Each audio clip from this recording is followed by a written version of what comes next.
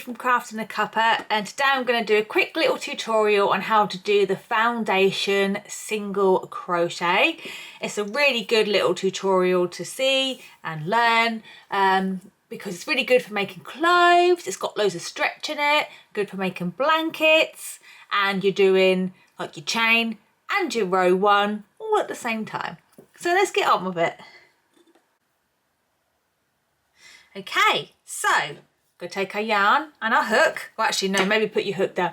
I just said that the wrong way round. That's a good start, isn't it?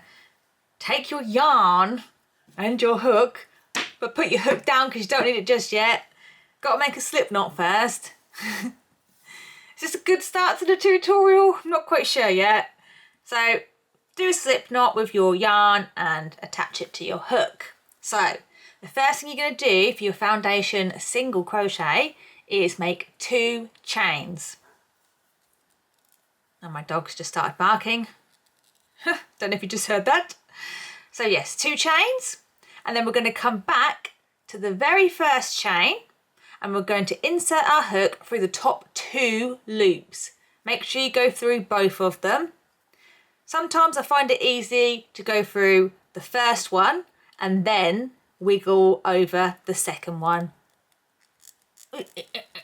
Like so. Next, what you're going to do is yarn over and pull up a loop, but you don't want this loop to be tight, so we're just going to lift it up slightly like this, not so it's too tight, because if it's too tight then your foundation row will start to curve. It might curve a little bit anyway, but if you do it really tight it is going to have a big curve and look like a rainbow rather than a line. Okay, so you've now got 2 loops on your hook. So what we're going to do is yarn over and go through the very first loop only. That's basically just created a chain. And then what you're going to do is finish it off with a single crochet. So what we're doing when we do a foundation single crochet is do a chain and a single crochet all at the same time. So if you do a pattern and it says chain 12, row 1, single crochet in all the chains, we are basically doing the chain and row 1 all at the same time. So you've got your 2 loops on your hook, yarn over and pull through both loops. And that's your first foundation single crochet.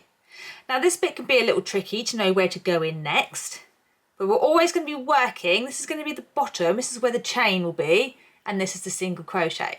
We're always working into the bottom and then working our way up. Very strange, but yeah, that's just how it works. So we're going to come into the bottom and we are going to go through these 2 loops. Don't know if you can see them very well. Here, they kind of like look a bit like a V. That's the first one. That little bit that's poking through there is the second one. We need to put our hook through both of those 2 loops. Now, just like I said before, rather than just ramming it in there and trying to get through both at the same time, to begin with, while you get your bearings, do the first loop first, so just wiggle that through, and then start to pick up the second loop and wiggle that through. Now, we're going to do the same thing, yarn over and pull up a loose loop. So just kind of lift your hook up with it like that, just to keep it a bit loose. Now we're going to yarn over and go through the first loop only. That makes the chain. And now we're going to yarn over and go through the last 2 loops, and that makes the single crochet. That's basically all we're going to keep doing. So we're coming back here again and we're going to go right in here. These 2, right where you've just kind of come off, look, there's that bit. I'm flipping it and we're going right through these 2 loops here. So insert your hook, go in the first one, bring up the second one, give it a little wiggle, yarn over and pull up a loose loop. So just lift your hook up a bit, give it a little wiggle, yarn over and go through the first loop only. Yarn over and go through both loops, and that is the next one. Lovely jubblies. So we're going to go back into here is where we're going in basically, but we kind of turn it so we're working yeah, into that bit. Well, this is right-handed, to be fair. Obviously I'm not left-handed, so it's going to be a bit different story for left-handed, but right-handed we work right to left, don't we? So yes, turn it back on itself, and then you're going to go back through that loop and that loop, these two loops at the top. So insert your hook through the first one and then the second one, yarn over and pull up a loose loop like so, yarn over, go through the first loop only, yarn over and go through both loops. So you're just going to keep doing the same thing, go through the two loops, yarn over, pull up a loose loop, yarn over, go through the first loop, yarn over, go through the last two loops. And it's starting to form. So this, looking at it this way, this is upside down. This is classed as the chains, but this is the stitches. So yeah, let's just do a few more.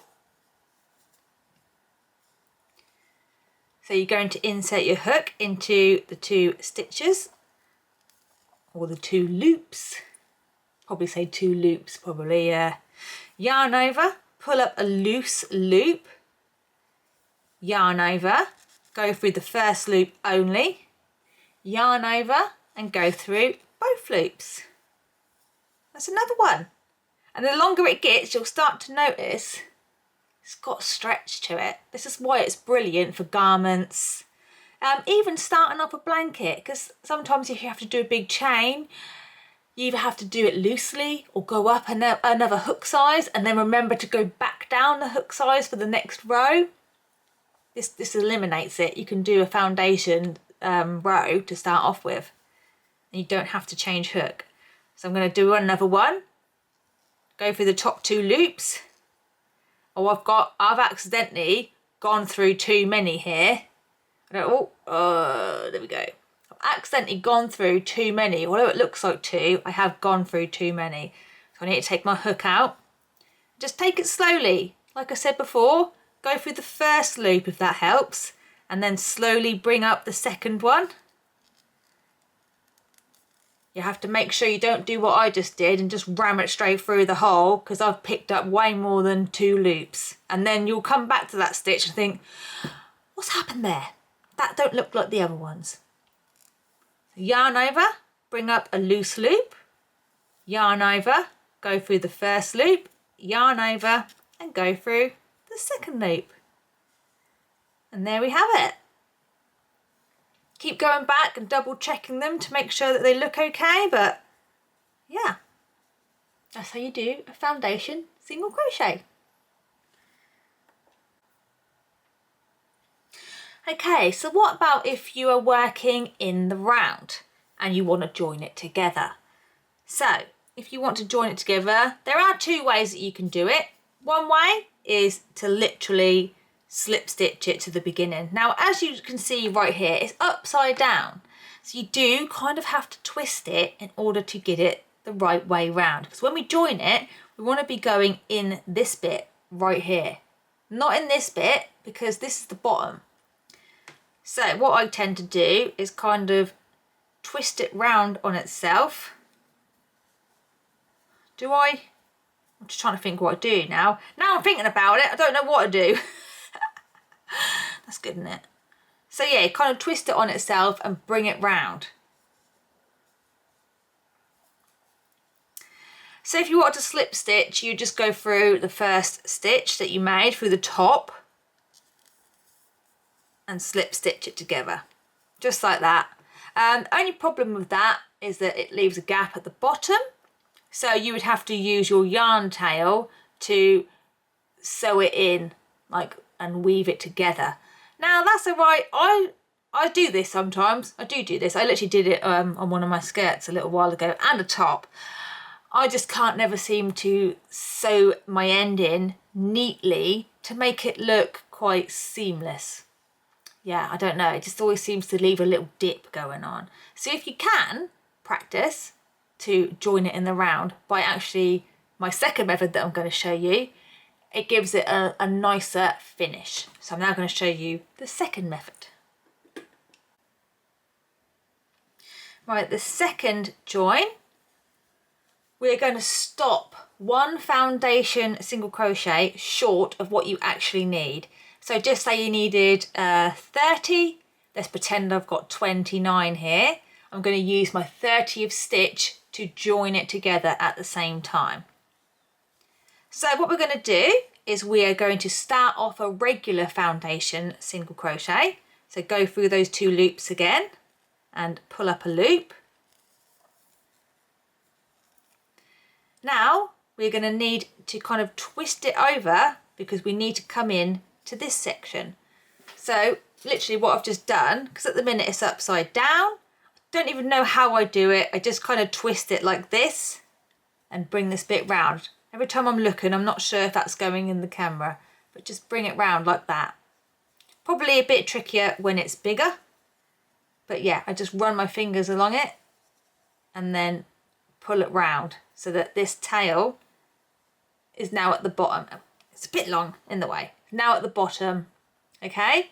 So what we're going to do now is insert our hook into the bottom of the very first foundation double, oh no, it's not a foundation double crochet, it's a foundation single crochet. We're going to go right through that bottom stitch. Get my yarn tail out of the way. So put your hook through that very bottom stitch, yarn over and bring up a loop, which then gives you 3 loops on your hook. Now what you're going to do now is like a slip stitch. We're going to slip stitch this to the second loop. So just bring that loop through the second loop. And that's that one. So we've now slip stitched the bottom part together. We're now going to do a single crochet. So yarn over and go through both loops. And then you need to find the top of that stitch, which is right underneath where we've just done our single crochet. And you're going to put a slip stitch right through the first stitch. So just go through the top of those, wiggle it through, make a slip stitch, and we have then joined it in the round. And you just got to weave in that end. So there. Hope you enjoyed my little tutorial. Please like and subscribe to keep on top of new videos, and I'll see you again very soon. Bye!